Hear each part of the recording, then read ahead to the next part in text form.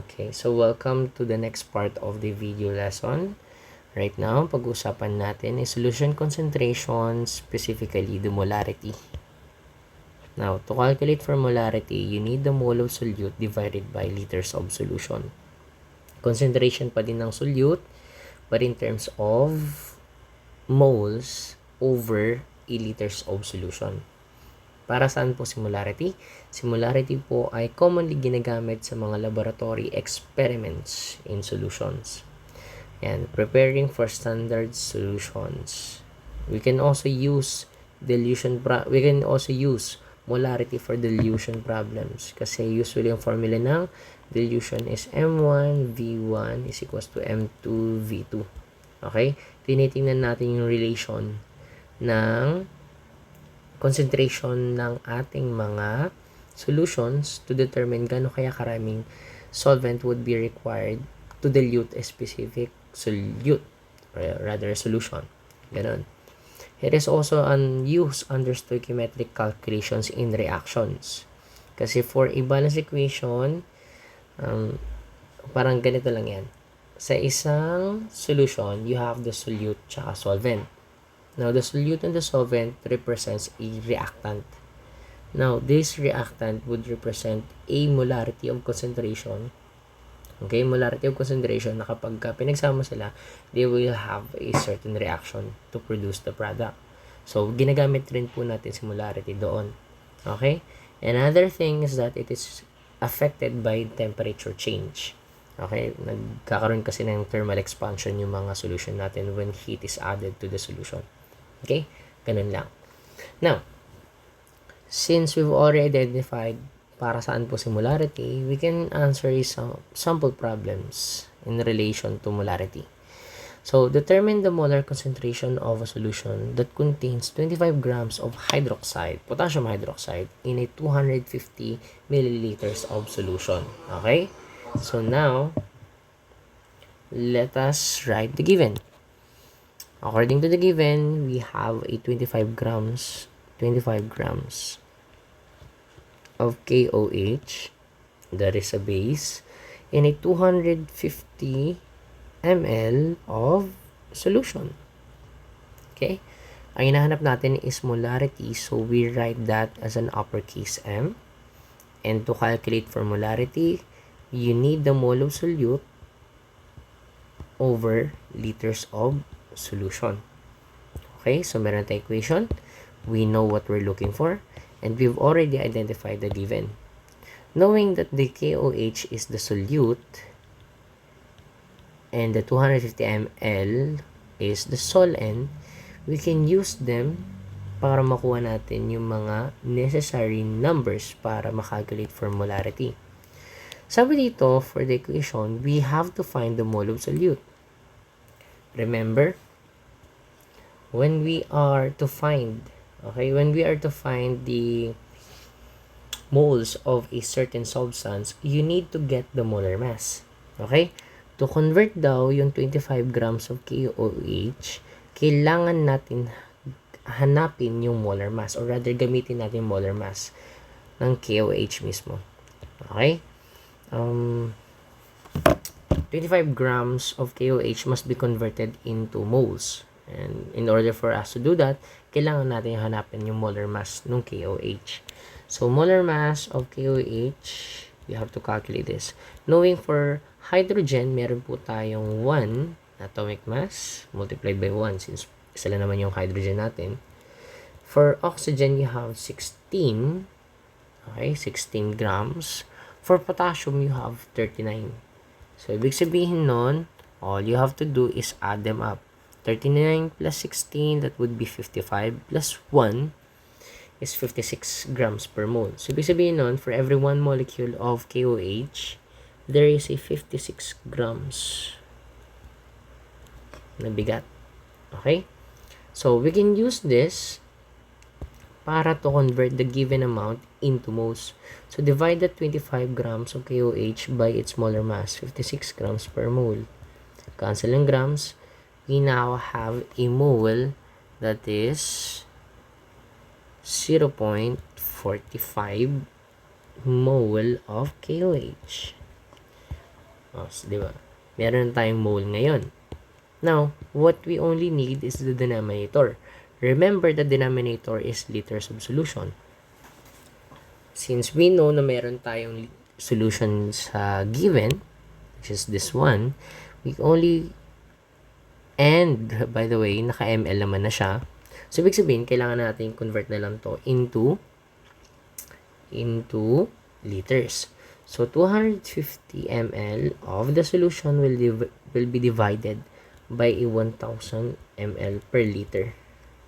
Cancel ang ml, you now have a 0.25 liters of solution. So, ibig sabihin, may liters of solution na tayo, pwede natin siyang gamitin dito.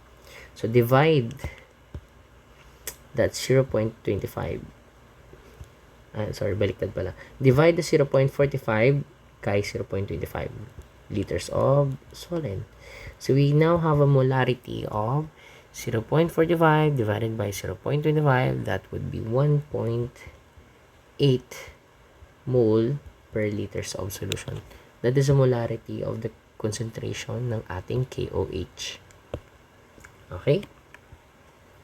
Ayan. So, we have another problem here. Ang sabi dito, how many moles of sodium chloride are in a 3.0 liters of a 1.5 milliliter? That would be molarity. Given a molarity of sodium chloride solution. Tinatanong sa atin, gaano kaya karami yung moles ng NaCl sa isang 3 litro ng isang solution na merong 1.5 na molarity concentration ng asin. Okay? So, let's write all of the given. According sa ating given, meron tayong 3.0 liters of solution na meron daw 1.5 molarity ng asin. Okay? Ang hinahanap natin is how many moles. We're looking for moles. Okay? Moles ng ano? Moles ng NaCl. NaCl. Okay? As for the equation, ganun pa din ang titingnan natin. Sa equation ng molarity is equals to mole of solute is divided by liters of solution. Okay? Sir, there is a problem po with the question. I think we're missing a grams. Hindi siya katulad ng mga earlier problems po na sinagutan natin. Which is in fact, correct naman yun. No? But that is only applicable kapag linear equation lang, kapag po, eto lang ang gagamitin nating equation. So, ibig sabihin nun, we're looking for the moles of the solute. Kasi given na yung molarity tsaka liters of solution.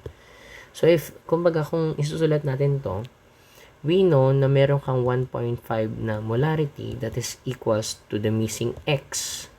Kasi yun nga hinahanap natin. Divided by liters of solution which is 3.0 liters.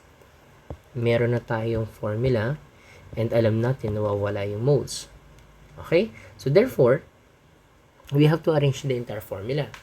By doing so, we have to cross multiply so that you will be able to get the X. 1.5 molarity is multiplied by 3.0 liters is equals to X. Or kung palitan natin yung unit ng molarity, mole over liters. So, X is equals to, multiply mo lang. Cancel na yung unit ng liters kasi nga dalawa sila dyan sa ating formula. You were left with the unit of moles. So, 1.5 times 3, that would be 4.5. Okay? So, the X means 4.5 is mole. Okay? That is a mole of NaCl. Now, what if kaya, hiningi ko sa'yo ang mass. Gaano kaya karaming grams ang nagamit dito sa 1.5 concentration ng molarity ng asin? Or rather, gaano kaya karaming asin talaga, no? Gaano karaming asin talaga yung naggamit ko para makakuha ako nitong 1.5 molarity na to? Okay? So, alam natin na 4.5 mole yan. kailangan natin gawing grams. Kasi nga, gusto kong malaman gaano kaya talaga karaming asin na nagamit ko para ma-reach ko yung 1.5 molarity. Okay? So, ibig sabihin po nun, we have to convert the 4.5 mole into grams. Using what? Well, what do you think ang merong relation between grams tsaka moles? Well, that would be the molar mass. Molar mass ng ating NaCl. So, we have to get the molar mass ng NaCl.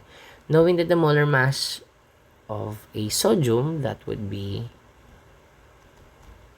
23 for sodium plus chlorine. You have to find the chlorine. So, plus 35 is equals to 23 plus 35, that would be 58 grams per mole. Okay? So, meron na tayong grams and moles. Ibig sabihin nun, we can use this para po ma-convert, no? Para ma-convert natin yung grams, baliktad. Para ma-convert natin yung moles into grams, we have to use its molar mass.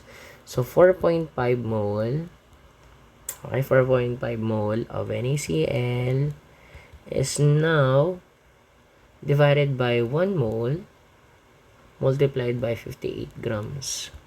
Cancel ng moles, you now have a 4.5 times 58. That would be 261 grams of NaCl. So, sir, yun na po pala yung hinahanap natin. Ibig sabihin po, ganyan po pala karaming naggamit na asin dun sa ating concentration. Now, to confirm if it is true, okay, yeah, well, gamitin mo yung actual formula. Tingnan mo kung same lang yung lalabas. So, formula ng molarity would be 1.5 molarity is equals to 4.5 mole of NaCl divided by 3 liters. 0 liters. So, 4.5 divided by 3, dapat 1.5 molarity, which is exactly correct. You have a correct na 261 grams of NaCl na nagamit to get the 4.5 mole of sodium chloride. And then, you have the 1.5 molarity. Okay? Okay, so we have another problem here. Sabi dito, a chemist needs to make a 0.50 molarity. So, meron na tayong 0.50 molarity. Kailangan ko daw gumawa ng 0.50 molarity ng NaOH. If there are 80 grams of NaOH, 80 grams available to be dissolved, what will be the final volume? So, we're looking for the final volume of solution. So, we're looking for the denominator, liters of solution. So, M is equals to mole of solute divided by liters of solution. Which is, in this case, ang nawawala po natin is si letter L. Okay? So, ibig sabihin, we can convert yung M, not convert, rather, identify the given as, or the liters as an X. Okay? Kasi missing yung X since we're looking for the final volume. Okay? So, since we're looking for the final volume, ibig sabihin po nun, we have to rearrange the entire equation just to get the X. Okay? So, ibig sabihin po nun, the molarity is multiplied by X is equals to mole. Then again, hindi nga po natin hinahanap yung mole. Ang hinahanap natin is X. So, divide both sides by molarity. Okay? So, cancel yung molarity. You now have an X is equals to mole of the solute divided by molarity. That would be our liters of solution. Okay? So, alam na natin ngayon ang equation. Therefore, we have to satisfy. Then, we have to satisfy the equation using the given. Okay? Sabi sa X, you need the mole of the solute. Therefore, we have to convert the given amount of the solute, 80 grams of NaOH, divided by the molar mass, which is 40 grams per mole. 80 divided by 40 would be 2 mole of NaOH. Okay, nakamoles na. 2 mole of NaOH is divided by molarity. The molarity is 0.50, or you can write it as mole over liters. So, cancel na ngayon yung mole. Ang natira pong unit is liters. So, X is equals to 2 divided by 0.50, which is 4 liters. Okay? That would be the liters. Pero ang hinihingi sa equation is in ml. So, we're looking for ml. So, ibig sabihin yan, all you have to do is, okay, so 4 liters is, ayan, for every 1 liter kasi, meron kang 1,000. So, ibig sabihin, you have a 4,000 liters. Ayan, 4,000 liters. 4,000 liters. Milliliters, by the way, sorry. Milliliter. Ayan, cancel lang kasi yung liters natin. That would be ml. Yun. Nakuha natin yung final volume daw. And that's just about it for molarity.